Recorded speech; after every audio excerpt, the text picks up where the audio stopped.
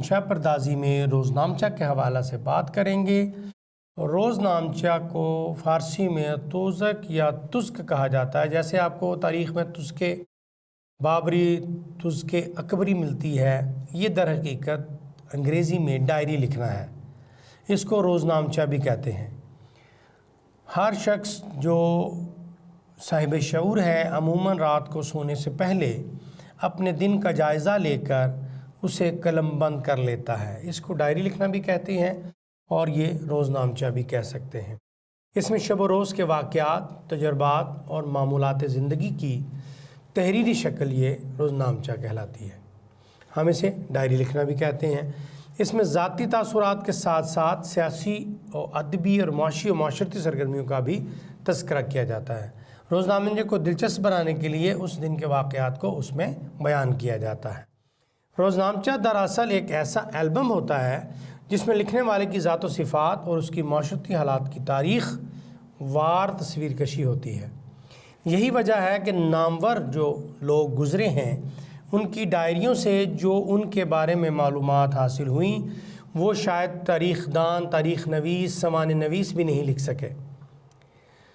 تو امتحان میں روزنامچہ لکھنا جب آئے گا تو وہ کسی ایک خاص عنوان کے حوالے سے ہوگا۔ ایک کوچوان، ایک رکشہ ڈرائیور، ایک پروفیسر، ایک ٹیچر، ایک استاد، ایک سائنسدان، ایک گدھا گاڑی چلانے والا، یعنی کسی بھی ہمارے معاشرے میں موجود کسی بھی ایک کردار کے حوالے سے آپ کو امتحان میں روزنامچہ لکھنے کو آ سکتا ہے۔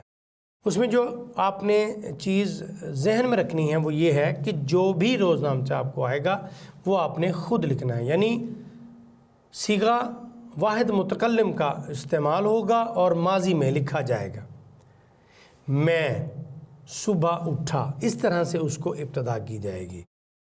صبح 5 بجے اٹھا، فجر کی نماز کے لیے اٹھا، جس طرح بھی آپ شروع کرنا چاہیں، اور آپ کی قوت مشاہدہ کی بنیاد پر روزنامچہ بہتر ہوگا۔ آپ کو پتہ ہونا چاہیے کہ ایک پروفیسر کا ایک دن کیسے گزرتا ہے، ایک استاد کا کیسے گزرتا ہے، ایک طالب علم کا کیسے گزرتا ہے، کوچوان کا کیسے گزرتا ہوگا۔ یہ جب آپ کے ذہن میں ہوگا، یہ چیزیں مشاہدے میں ہوں گی تو آپ ایک بہتر روزنامچہ لکھ سکتے ہیں۔ روزنامچے کی ترتیب یہ ہے، صبح اٹھنے سے لے کر رات کو سونے تک ترتیب وار جو کچھ آپ نے کیا ہے، جو کچھ آپ نے دیکھا ہے، جو کچھ آپ کے تجربات سے گزرا ہے، اسے مؤثر طور پر بیان کر دینا، یہ روزنامچہ کہلاتا ہے۔ روزنامچہ لکھتے وقت ایک طالب علم کو اس بات کا خیال رکھنا ہے کہ زیادہ سے زیادہ 2 صفحے یا بہت زیادہ 2.5 صفحے اس کے اندر آپ نے اس کو سمیٹنا ہے، اور یہ ایک دن کی روداد ہوگی، یعنی ایک دن آپ کا کیسا گزرا ہے اس کو آپ نے بیان کرنا ہے۔ یعنی 11 جنوری ہے تو 11 جنوری کو آپ نے کیا کیا کیا، رات کو سونے تک کے واقعات جو ہیں وہ روزنامچہ کا حصہ ہوں گے۔ اور اس میں الفاظ کا چناؤ، جملہ سادہ، تسلسل، روانی، یہ وہ چیزیں ہیں جو روزنامچے کو بہتر بناتی ہیں۔ اس طرح آپ الفاظ کا اچھا چناؤ کر کے چھوٹے چھوٹے جملے بنا کر دلچسپ واقعات کو اپنے روزنامچے کا حصہ بنا کر اسے دلچسپ بھی بنا سکتے ہیں اور امتحان کے لیے ایک اچھا روزنامچہ تیار کر سکتے ہیں۔